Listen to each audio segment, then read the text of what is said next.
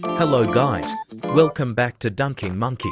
A few days ago I made a trio tier list, and some of you asked for a solo tier list for Lebron Patch.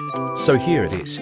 Let's start from moving characters from D tier. First of all, I think Aaron Gordon would move up to T3. Defense is not as strong as trio Q. In solo queues, Aaron Gordon has the ability to put back dunk his blocked dunks. If the opponent's team didn't communicate beforehand, it is gonna be a bit hard to stop Gordon dunks. However, Gordon's defense is too weak to be put in higher tiers, and there are more efficient scorers on the list. The next D-tier character that climbs up the list is DeMar DeRozan. After the update, he is now a playable scorer. The speed of his moves are all faster. Since it was so unpopular in previous patches, defenders might not be familiar with his moves and will have unexpected performances. With weaker defensive rotations in solo queue, DeMar DeRozan is playable. However, as times go on, defenders will familiarize your moves. His defense isn't any good as well. The next one is Tracy McGrady. With weaker defensive rotations, Tracy McGrady is more likely to score. However, you need to have an extra good offensive rhythm. His drives are so slow and simple, and it's easy to defend. So you have to be like Luka Doncic in NBA. Slow, but you have to keep your rhythm. T-Mac can only play in traditional lineups, where centers wait under the basket for quick floaters. Next, I will be moving T3 scorers to T2. It's the same reasons. Weaker defensive rotations. You will be more likely to score. Next, I will pull Luka Doncic down from T2 to T3. He relies on screens too much, and is only a threat with Gasol pick and roll. He is another player that relies on good teammates. Next, Pau Gasol will move up to T1. He can play decent defense, while spacing the floor pretty well. With weaker defensive rotations, he is also more likely to shoot 3 south in spacing lineups. Olajuwon would also move up to T1. He is still the most well-rounded center in the game. He has the ability to score points when scorers can't, or attract attention of defenders for scorers. Now these T2 scorers will also move up to T1. Mainly due to the same reasons again, weaker defensive rotations.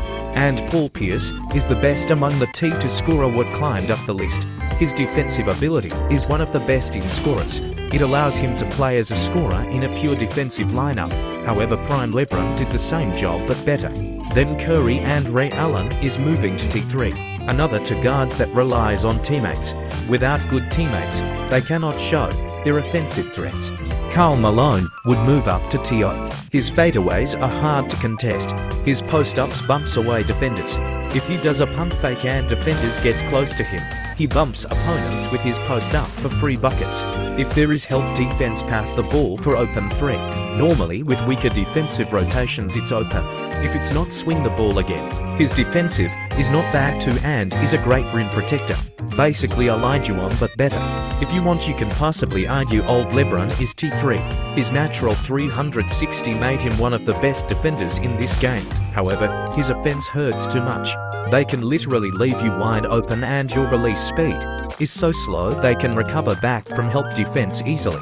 Draymond can also arguably drop to T3. As a defender, his defense is not the best. As a center, his rebound stats is kinda too low. He only is good with Curry screen and run lineup. If you don't know what's that, you can watch my Draymond video and I put the gameplay of that lineup.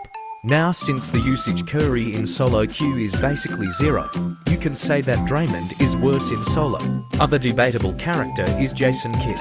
Jason Kidd is not a good defender against main scorers this meta, like Prime LeBron, SGA, Holly or D-Wade. His only use is his double team force stop and the ability to reset the ball.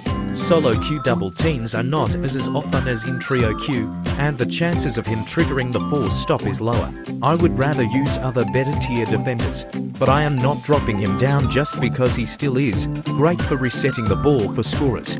You can also argue Holly, D-Wade and SGA at TO, but I do think like putting 5 characters at T0, it looks stupid. They truly is strong in solo queue lineups with weaker defensive rotations. However, I don't think they are at Prime LeBron level, no matter in scoring or defending. LeBron as a scorer is at another tier. I might put them at T0.5, if you know what I mean. And that's all for the Lebron Patch solo queue tier list. Let me make a conclusion here. Usable scorers climbs up the tier due to weaker defensive rotations in solo queue, while off-ball scorers fall down the list due to lack of reliable teammates, and characters like Draymond might also drop because of decreased usage of scorers for certain lineups. Centers might also climb the list due to offensive reasons. Solo queue often aims to outscore opponents more than locking down opponents. And that is the end of this video. Goodbye!